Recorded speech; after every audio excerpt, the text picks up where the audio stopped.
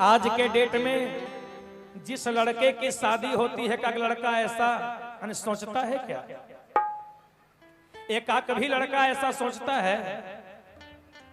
एक भी नहीं सोचता है। और लड़का के बाबूजी तो एकदम नहीं सोचते हैं, है ना? जो लड़का के बाबूजी होते हैं वो तो एकदम नहीं सोचते हैं। उनका ध्यान हमेशा दहेजे पर रहता है कि बेटा का ब्याह करने जा रहे हैं, दहेज कितना मिलेगा। हमारे भोजपुरी में एक गीत गाया जाता है, अरे ना दहेज में सामान चाहिए,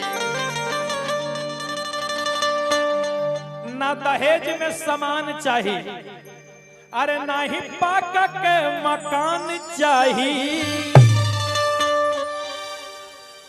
हमारी मैया लोग बैठी, हमारी बहना लोग बैठी है। आप लोग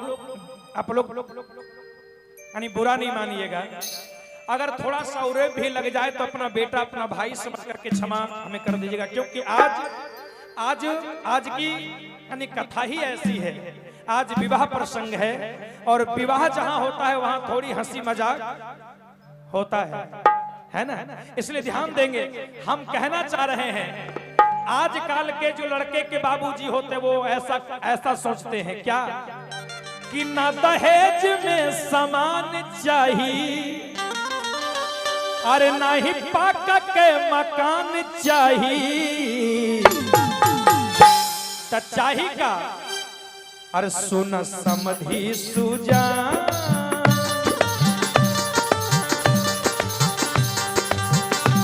सुन समधी सुजान हमारी है अरमान। समधी कहता है, अरे सुनो समधी सुजान हमारी है अरमान, समधिनियों जवान चाहिए।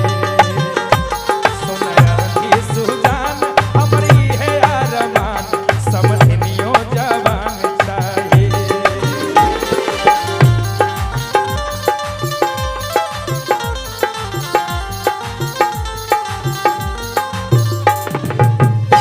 अब इस गीत को अर्थ से अनर्थ मत लगाइएगा।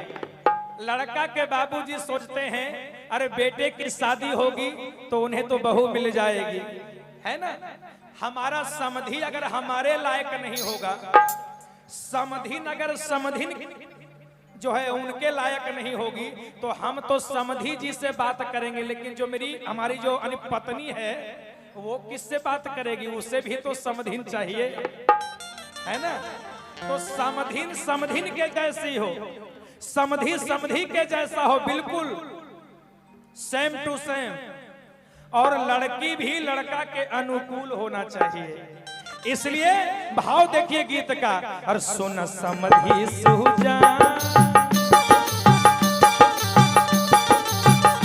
सुन समधी सुजान हमारी है अरमान, समधिनिया जवान चाहिए।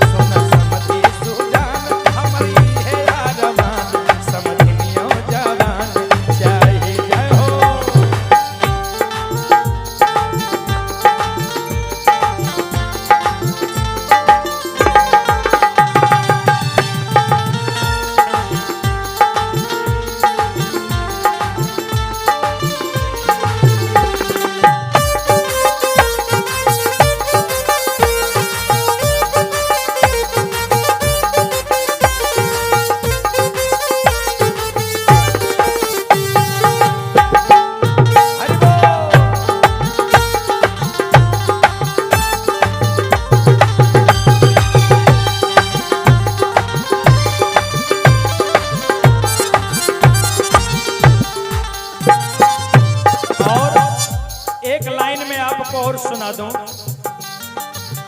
गौर करेंगे। लड़का के बाबूजी कहते हैं क्या, ना चाहिए टीवी, ना चाहिए कूलर, ना चाहिए टीवी, कि हमको एसी और कूलर और टीवी नहीं चाहिए, हमको फ्रिज और गोदरेज नहीं चाहिए। बोलने के समय थोड़ा कम रखिए। कहते हैं मुझे कुछ नहीं चाहिए, लेकिन चाहिए क्या, ना चाहिए कूलर, ना चाहिए टीवी, पढ़ल लिखल हो के हमर बबुआ के बीबी, पढ़ल लिखल हो के हमर,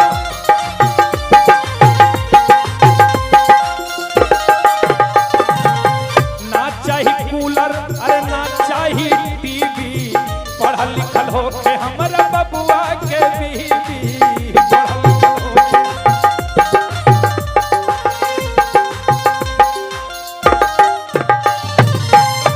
और क्या, तनिका रूपवान चाहिए, हमरा निमन खानदान चाहिए,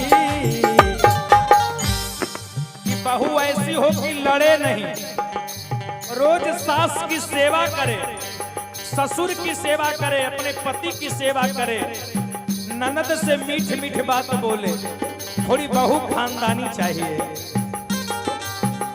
तनिका रूपवान चाहिए, हमरा निमन खानदान